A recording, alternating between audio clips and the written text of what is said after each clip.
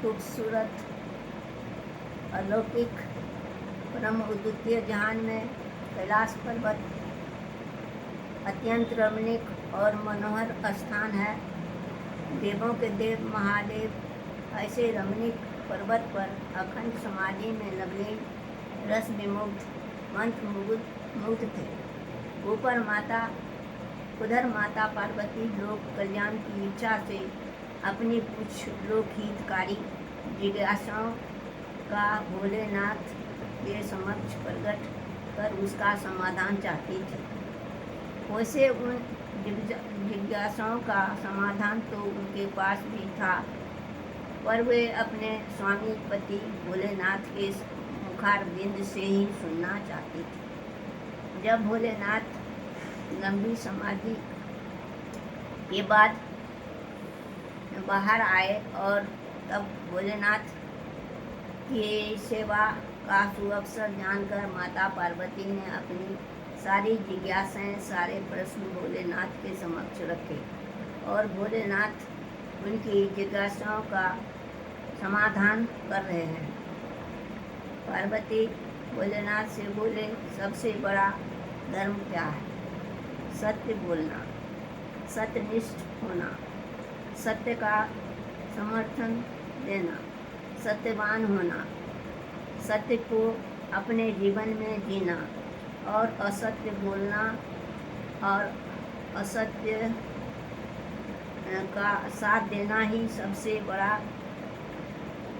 धर्म है। हर व्यक्ति को मन वचन कर्म से सत्यवान होना चाहिए। मनुष्य के हर कर्म में सत्य का ही प्रतिबिंबित होना चाहिए। मनुष्य को कर्म करते समय किस बात पर ध्यान देना चाहिए? देवी मनुष्य को कर्म करते हुए अपने हर कर्म का समीक्षा साक्षी होना चाहिए। मनुष्य को इस बात का अवश्य ध्यान रखना चाहिए कि उनके हर कर्म का साक्षी सर्वव्यापी ईश्वर है। यह सोचकर हम सदा शुभ कर्म पुण्य कर्म करें। हमें ऐसा कोई कर्म नहीं करना चाहिए जिससे औरों का दिल दुखे।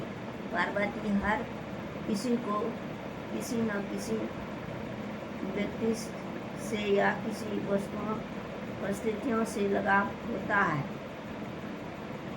मोह आसक्ति होती है। अतः हमें मोह ममता आसक्ति से मुक्त होकर अच्छे कर्म करने चाहिए। प्यारे प्रभु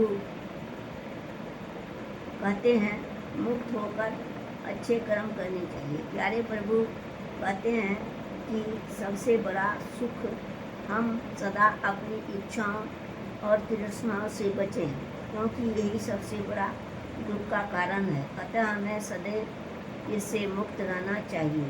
अतः शिव पार्वती जी का यह संदेश हमारे लिए बड़ा ही अमूल्य प्रेरणा है, जिन्होंने हमें